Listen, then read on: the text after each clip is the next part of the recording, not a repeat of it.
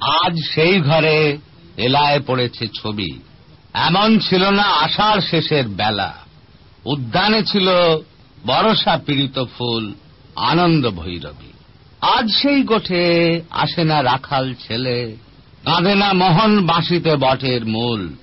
এখনো বরষা কোদালে মেঘের ফাঁকে বিদ্যুৎ রেখা মেলে।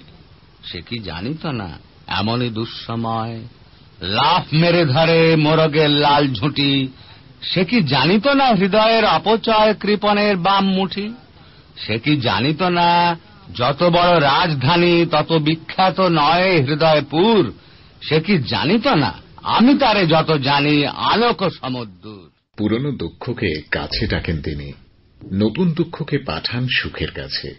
হেমন্তের অরণ্যের পোস্টম্যানকে তিনি বারবার খুঁজে পান অন্তরে। শীতমেদুর নস্টালজিয়া তার কবিতায়, কখনো প্রেমে মোড়া, কখনো ভালোবাসার কাঙালপনা, কখনো খুঁজে বেড়ানো, কখনো বা মৃত্যু লিপ্সা।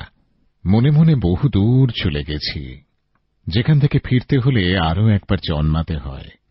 জন্মেই হাঁটতে হয়, হাঁটতে হাঁটতে হাঁটতে হাঁটতে একসময় যেখান থেকে শুরু করেছিলাম সেইখানে পৌঁছতে পারি।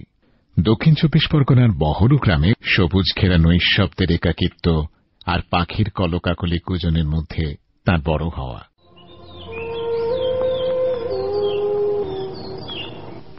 যদি কোনো পৃথিবীর কিশলয়ে বেসে থাকো ভালো, যদি কোনো আন্তরিক পর্যটনে জানালার আলো দেখে যেতে চেয়ে থাকো, তাহাদের ঘরের ভিতরে আমাকে যাবার আগে বলো, তাও নেব সঙ্গে করে।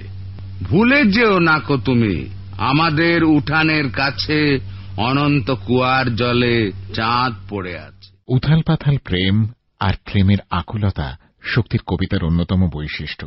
বুকের মধ্যে বৃষ্টি নামে নৌকা টলমল, কুল ছেড়ে আজ অকুলে যায় এমনও সম্বল নেই নিকটে। হয়তো ছিল বৃষ্টি আসার আগে, চলৎশক্তিহীন হয়েছি তাই কি মনে জাগে। পোড়ো বাড়ির স্মৃতি আমার স্বপ্নে মেশা দিন, চলৎশক্তিহীন হয়েছি চলৎশক্তিহীন। দৈনন্দিন জীবন, চলচ্চিত্র সর্বত্রই তার কবিতা উপমা হয়ে উঠে আসে।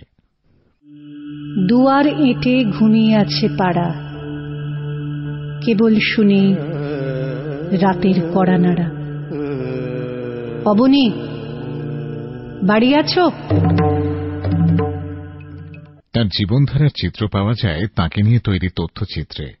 সমালোচকরা বলেন, জীবদ্দশাতেই তিনি মরণোত্তর জীবনে বাস করতে শুরু করেছিলেন। মৃত্যু আর অন্ত্যেষ্টির কবিতার মধ্য দিয়ে তার রূপান্তর ঘটে আধ্যাত্মিকতার জীবনে।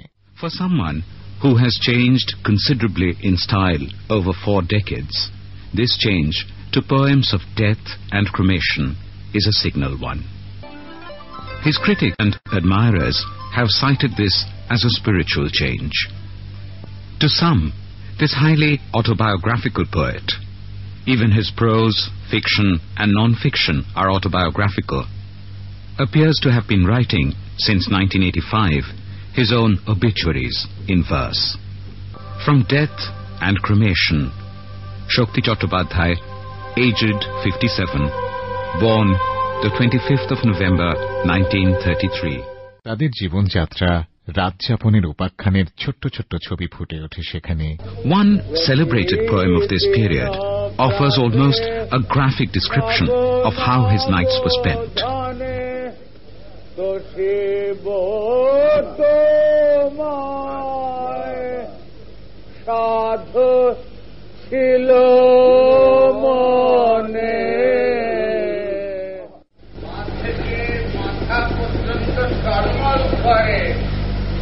দেয়ালে দেয়াল, কার্নিশে কার্নিশ, ফুটপাত বদল হয় মধ্যরাত।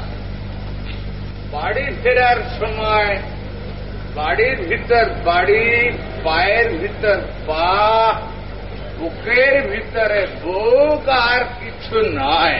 আমি গতরাতে যে পদ্য লিখি পরদিন সকালে তা আর পড়ি না, কারণ আমি সবসময় চাই এগিয়ে যেতে।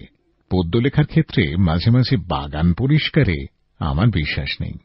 যেতে পারি, কিন্তু কেন যাব? ভাবছি ঘুরে দাঁড়ানোই ভালো। এত কালো মেখেছি দুহাতে এত কাল ধরে, কখনো তোমার করে তোমাকে ভাবিনি।